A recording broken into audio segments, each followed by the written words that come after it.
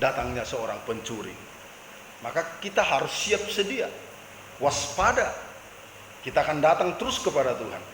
Bapak Ibu saudara terkasih dalam Yesus Kristus, tadi dalam perjanjian baru sudah dibacakan tadi di dalam Kisah Para Rasul 1 ayat 6 sampai 11, dan inilah yang akan kita angkat temanya, yaitu Yesus terangkat ke sorga. Kita akan baca sekali lagi dari Kisah Para Rasul 1 ayat 6 sampai dengan ayat yang ke-11. Saya akan bacakan kepada kita semua. Maka bertanyalah mereka yang berkumpul di situ, Tuhan, maukah Engkau pada masa ini memulihkan kerajaan bagi Israel? Jawabnya, Engkau tidak perlu mengetahui masa dan waktu yang ditetapkan Bapa sendiri menurut kuasanya. Tetapi kamu akan menerima kuasa kalau Roh Kudus turun ke atas kamu, dan kamu akan menjadi saksiku di Yerusalem dan di seluruh Yudea dan Samaria dan sampai ke ujung bumi.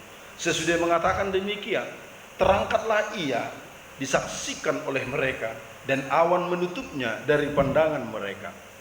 Ketika mereka sedang menatap ke langit, waktu ia naik itu, tiba-tiba berdirilah dua orang yang berpakaian putih dekat mereka, dan berkata kepada mereka, "Hai orang-orang Galilea, mengapakah kamu berdiri melihat ke langit? Yesus ini yang terangkat ke surga meninggalkan kamu, akan datang kembali dengan cara yang sama seperti kamu melihat dia naik ke surga." Bapak Ibu saudara yang terkasih dalam Yesus Kristus, memang peringatan demi peringatan, dan kita sampai sekarang ini sejauh kita sebagai umat percaya, kita terus merayakan hari kenaikan dan biasanya kita lakukan beribadah.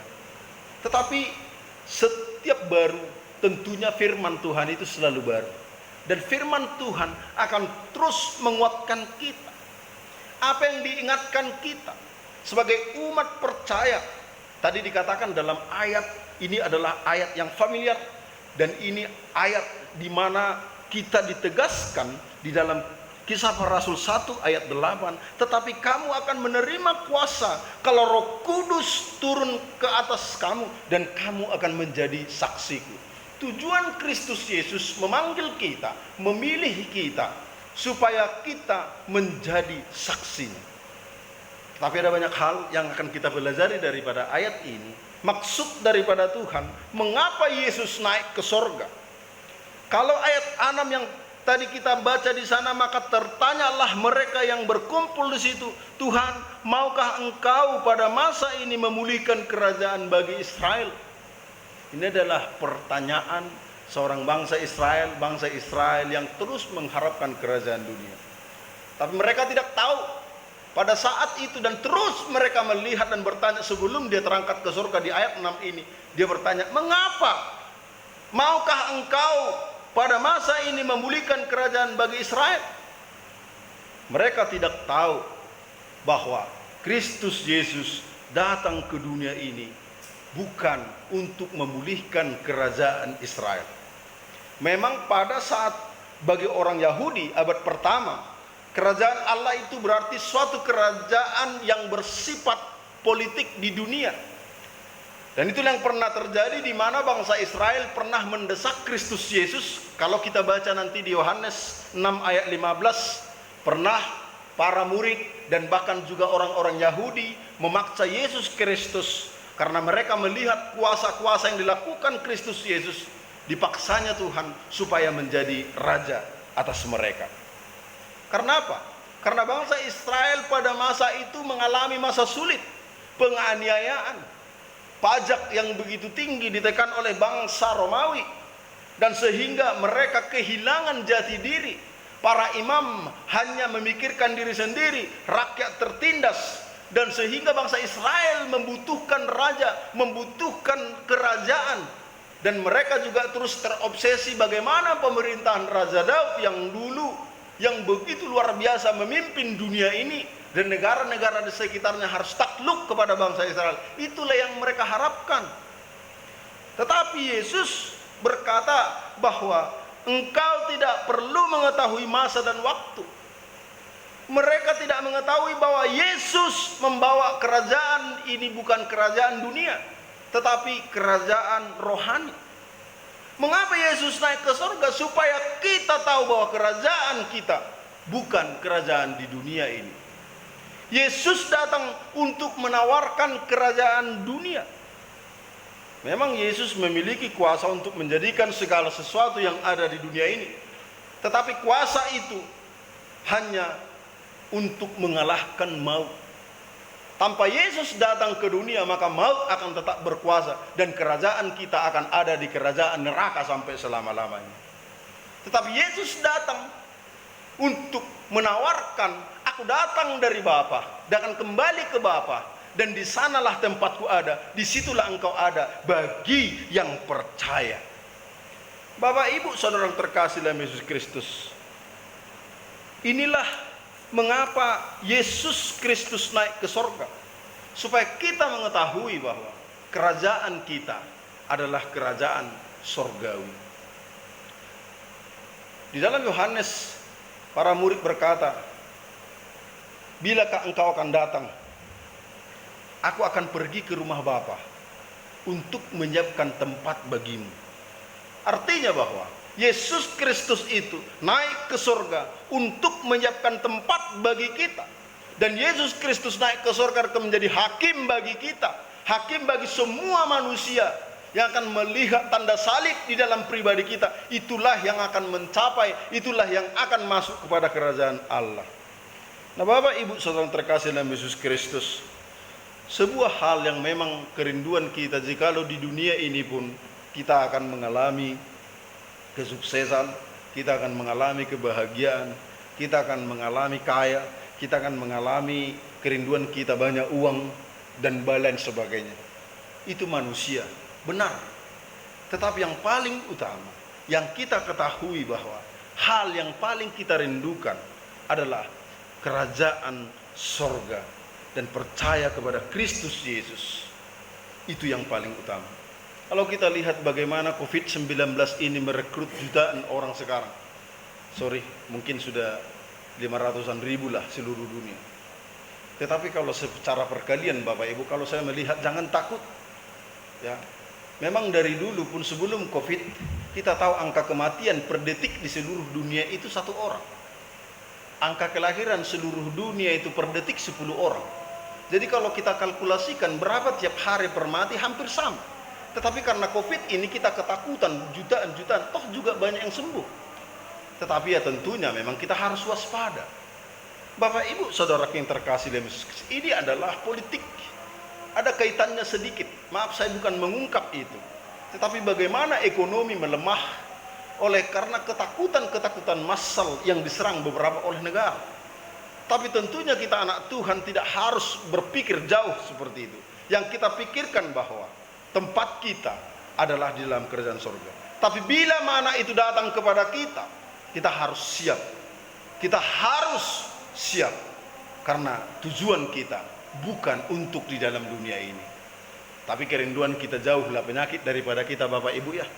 Karena Tuhan beserta kita. Ya.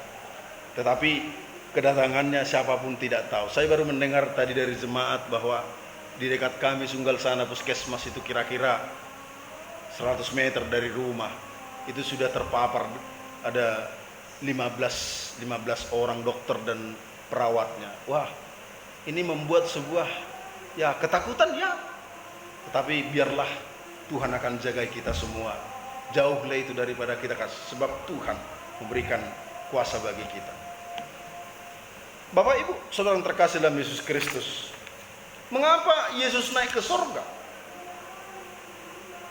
Karena supaya, ayat 8 dikatakan, supaya Roh Kudus turun atas kita. Tetapi kamu akan menerima kuasa kalau Roh Kudus turun ke atas kamu. Dan kamu akan menjadi saksiku di Yerusalem dan di seluruh Yudea dan Samaria dan sampai ke ujung bumi. Mengapa Yesus naik ke surga, terangkat ke surga? Supaya Roh Kudus itu turun atas kita. Roh Kudus adalah pribadinya Tuhan dalam konsep Tritunggal. Dan hanya orang percaya yang percaya bahwa Roh Kudus adalah yang dijanjikan Tuhan sebelum naik ke surga. Dan Roh Kudus ini merupakan Roh Allah yang menolong, memimpin, menghibur, dan menjadikan teman yang setia. Dan Roh Kudus menuntun umat Kristiani agar hidup kita berjalan dengan kehendak Tuhan. Dan Roh Kudus ini merupakan penghubung antara umat Tuhan dengan Allah. Bapak Ibu Saudara terkasih dalam Yesus Kristus, mengapa Tuhan mengatakan supaya Roh Kudus turun atas kita? Karena Yesus tahu bahwa setiap para murid ketika Yesus naik ke sorga, mereka akan mengalami penderitaan, mereka akan mengalami penganiayaan, bahkan akan mengalami kematian yang tragis karena Kristus Yesus. Kalau kita baca nanti di Kisah Para Rasul 13 ayat 52, bagaimana mereka akan mengalami penderitaan itu. Maka Roh Kudus itu harus dimiliki setiap orang percaya untuk bertahan di dalam penderitaan, untuk bertahan, untuk melewati persoalan dan pergumulan yang akan mereka hadapi. Di Kisah Para Rasul akan semakin dijelaskan bagaimana perjalanan para rasul, dan sehingga juga Paulus nanti akhirnya akan mengalami penyiksaan yang dahsyat. Awal sebelum Paulus juga mengenal Tuhan, dia menyaksikan penderitaan penganiayaan yang dialami oleh orang-orang, yaitu Stefanus juga salah satu, dan bahkan juga semua para rasul itu akan mati teraniaya. Mereka juga sudah menyaksikan beberapa orang yang mati martir, tetapi semangat mereka terus berkobar-kobar untuk memberitakan Injil, termasuk nanti sampai ke daerah kita ini. Itu karena para rasul memulai semangat perjuangan mereka. Kenapa? Itu karena Roh Kudus. Meskipun mereka mengalami penderitaan, meskipun mengalami penganiayaan, Roh Kudus terus menekankan setiap orang percaya, menuntun setiap orang percaya supaya mereka memberitakan Injil. Karena itu yang disampaikan ayat ini tadi, ketika Roh Kudus turun atas kamu, kamu akan menjadi saksiku di Yerusalem, di seluruh Yudea dan Samaria, dan sampai ke ujung bumi. Roh Kudus itu memberikan kuasa supaya kita bersaksi, menyaksikan Kristus kepada setiap orang. Mata para murid melihat Yesus naik ke sorga. Disitulah mulai pada saat itu mata mereka terbuka bahwa tempat di dunia ini rupanya tidak ada, karena mereka memandang Kristus Yesus. Dan mereka tahu bahwa Kristus Yesus naik ke sorga. Sebelum naik dan terangkat ke sorga, masih banyak pertanyaan-pertanyaan para murid tidak mengetahui. Maka di ayat 6 tadi bahwa para murid bertanya, dikatakan, Tuhan, maukah engkau pada masa ini memulihkan kerajaan bagi Israel? Dipikir mereka bahwa Yesus itu telah bangkit, kuasa itu pasti akan dapat dilakukan di dalam dunia ini, mengubahkan dunia ini, dan bangsa Yahudi akan memerintah sebelum Yesus naik pada saat-saat itu. Tetapi Yesus itu terangkat naik ke sorga, mata mereka terbuka. Bapak Ibu Saudara yang terkasih dalam Yesus Kristus, Roh Kudus itu bersaksi bersama-sama dengan roh kita bahwa kita ini adalah anak-anak Allah, dan Roh Kudus itu akan menguatkan kita dengan kuasanya dan dalam batin orang percaya, seperti yang dikatakan dalam Efesus 3:16. Dan dengan kita bersaksi, maka Roh Kudus akan membawa orang percaya kepada seluruh kebenaran. Inilah yang diinginkan Tuhan, supaya semua orang percaya. Roh Kudus ditaruhkan kepada setiap orang supaya dapat bersaksi tentang Kristus Yesus. Maka seorang Kristen yang tidak bersaksi, tanda kutip, apakah Roh Kudus sudah ada di dalam diri? Tapi saya yakin dan percaya bahwa jemaat Tuhan Gereja Anglikan Kabar Baik sudah ada Roh Kudusnya. Amin Bapak Ibu. Ya, mungkin hanya saat ini kita dilatih untuk memiliki keberanian untuk boleh menyatakan Yesus Kristus adalah Tuhan. Yesus Kristus adalah juru selamat. Ini yang ingin kita sampaikan. Pak Gembala, saya tidak memiliki kuasa tentang itu. Saya tidak pintar berbicara. Saya tidak mampu. Musa adalah yang sulit berbicara.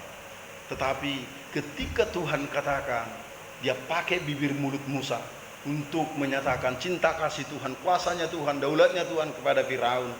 Dan dia percaya Tuhan mampu.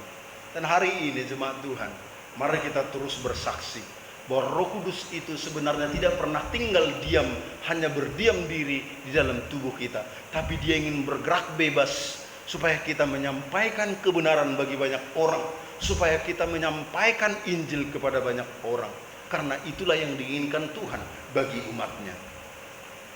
Yang ketiga Bapak Ibu, mengapa Yesus naik ke sorga? Ayat 11 tadi dikatakan, dan berkata kepada mereka, hai orang-orang Galilea, mengapa kamu berdiri melihat ke langit? Yesus ini yang terangkat ke surga meninggalkan kamu akan datang kembali dengan cara yang sama seperti kamu melihat dia naik ke surga. Mengapa Yesus Kristus naik ke surga, terangkat ke surga? Supaya umat percaya, mengetahui bahwa setiap atau setelah kematian kita pasti akan terangkat seperti Yesus terangkat ke surga dengan tubuh kemuliaan. Amin Bapak Ibu. Inilah yang menjadi pemberitahuan Yesus, dan ayat ini menekankan kepada kita, kita yakin percaya bahwa hidup ini adalah sementara di dalam dunia ini. Setelah kematian dari dunia ini, kita tahu bahwa ada kehidupan dua lagi yang kita temui, yaitu neraka selama-lamanya dan dua, surga selama-lamanya. Tetapi terpujilah Tuhan kita Yesus Kristus, dia telah memilih dan memanggil kita sebelum dunia dijadikan. Kita percaya kepadanya bahwa Kristus Yesus adalah Tuhan, maka kita memperoleh kerajaan surga. Maka setiap kita yang mati nantinya akan masuk ke dalam kerajaan surga, sebab itu janjinya. Bahkan kitab Yohanes juga menuliskan itu kepada kita, aku tidak akan melepaskan engkau sekali-kali daripada tanganku. Maut pun tidak akan pernah bisa dapat memisahkan kita dari kasihnya Tuhan. Dan itu yang disampaikan Tuhan. Inilah menjadi keberuntungan kita, sehingga Paulus juga menyampaikan ini, mati adalah keuntungan, tapi hidup bagiku adalah Kristus. Sebab ketika dia mati, dia sangat beruntung, dia masuk ke dalam kerajaan surga yang selama-lamanya. Sebab hidupnya bagi Kristus, pengenalannya bagi Kristus yang telah menyelamatkan dia. Bapak Ibu saudara terkasih dalam Yesus Kristus, di dalam ayat tadi bahwa para malaikat memberitahukan kepada Rasul bahwa ini bukan pengulangan dari peristiwa pemuliaan Yesus yang tertulis dalam Lukas 9 ayat 27 sampai 36. Yesus telah meninggalkan Rasul, tetapi suatu hari kelak nanti dia akan kembali dengan cara yang sama ketika ia terangkat, yaitu penuh kemuliaan yang bisa dilihat. Dan inilah yang sebenarnya inti daripada iman Kristen, bahwa penantian akan kembali Yesus Kristus itu untuk menjemput orang-orang percaya. Bapak Ibu saudara yang terkasih dalam Yesus Kristus, inilah mengapa Yesus naik ke surga, supaya kita memiliki iman yang penuh bahwa mati kelak nanti kita juga akan terangkat ke dalam surga. Sekarang ini saya juga melihat masih di pinggiran kota sana ada banyak yang masih percaya ketika keluarganya mati, mereka masih mampu untuk berbicara, masih ada hantunya di sini. Waduh, orang Kristen loh, salib ada di rumah, gambar-gambar perjamuan-perjamuan kudus. Yesus adalah gembalaku. Yesus disalib banyak sekali. Alkitab ada di mana-mana di rumahnya. Tapi meninggal orang tuanya, dikatakan masih ada hantunya di sini. Kadang mau dikasih makan, 7 hari katanya mau ngambil pakaian, mau ngambil di dapur. Astaga, itu bukan iman, itu bukan orang Kristen. Tapi orang sesuatu Kristiani mengakui dan memahami bahwa kehidupan kita ketika kita percaya kepada Kristus Yesus, roh kita ini sudah milik Allah. Ketika selesai dan ketika matinya di dalam dunia ini, kita langsung berangkat ke dalam kerajaan sorga. Amin Bapak Ibu, ke firdausnya Tuhan. Itu menjadi iman kita. Tidak ada lagi dia berputar-putar di bumi ini, capek. Setan mana yang mau mengulang lagi? Ya kan apalagi orang Batak bilang pergi ke apa namanya? Ke pohon beringin. Ya Bapak Ibu, tidak ada lagi hubungan antara orang mati dan orang yang hidup. Ketika mati, roh kita yang berbicara ini, yang bernapas ini akan kembali kepada Bapa. Tidak ada lagi di sini. Yang ada di sini Bapak Ibu, yang kadang-kadang menyerupai suara seperti namburumu, wajah seperti wajah mama kita, suaranya seperti suaranya kita. Ada dukun juga dibuat seperti suara-suara setan, suara lembu, suara apa, suara kerbau dan lain sebagainya. Itu iblis semua. Dan yang kita pahami, orang percaya tidak ada lagi di dalam dunia, tapi dia sudah berada di dalam kerajaan surga karena percaya Kristus Yesus. Ini mengingatkan kita bahwa Kristus Yesus terangkat, demikian juga kita akan terangkat seperti Kristus Yesus. Bapak Ibu saudara yang terkasih dalam Yesus Kristus, Yesus telah naik ke surga sebagai pemenang. Dia memberikan kepada kita suatu perspektif hidup yang baru, yaitu hidup berkemenangan. Ini kerinduan kita. Kita telah diberi karunia yang luar biasa, yaitu iman untuk percaya kepada Kristus Yesus. Maka kita adalah orang-orang yang diselamatkan. Maka sebagai orang pemenang, tentunya juga kita tidak tinggal diam. Kita harus melakukan apa yang diperintahkan Tuhan, supaya kita menjadi saksinya. Diawali tadi dari Yudea, Samaria, dan sampai ke ujung bumi. Yang artinya kita awali dari diri sendiri kita, keluarga kita, sekeliling kita, dan sampai kepada orang banyak di luar sana. Dan sehingga melalui kehidupan kita, kesaksian hidup kita, orang akan diberkati Tuhan. Bapak Ibu saudaraku, di musim Covid sekarang ini ada banyak orang yang mengalami tingkat stres. Saya mendengarkan Hotman Paris kemarin di YouTube, di Facebook.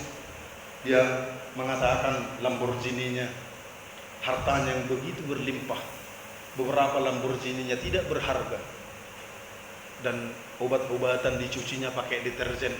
Mungkin bisa dilihat nanti bersama. Dia katakan tidak ada gunanya lagi harta-harta sekarang ini. Kesehatan yang paling utama. Dia mencari kesehatan. Bapak Ibu saudaraku, ketika pengharapan kita telah habis, maka lenyaplah sudah iman kita. Maka kita terus berharap Bapak Ibu, di Covid ini iman kita jangan sampai rusak. Dekat sama Tuhan. Jikalau Yesus telah terangkat, kita pun pasti terangkat. Jikalau Yesus telah bangkit, kita pun pasti bangkit. Iman kita pasti bangkit. Iman kita akan terangkat, dan terus kita akan bersama dengan Kristus Yesus. Tuhan Yesus memberkati kita semua Bapak Ibu. Amin. Kita berdoa. Bapa di surga, kami bersyukur Tuhan buat siang hari ini kami telah mendengarkan firman-Mu, dan tancapkanlah kebenaran firman-Mu kepada hati kami, sehingga di perayaan kenaikan ini kami akan semakin memahami cinta kasih Tuhan kepada kami. Terpujilah nama-Mu ya Bapa, dalam nama anak Yesus Kristus kami berdoa. Haleluya. Amin.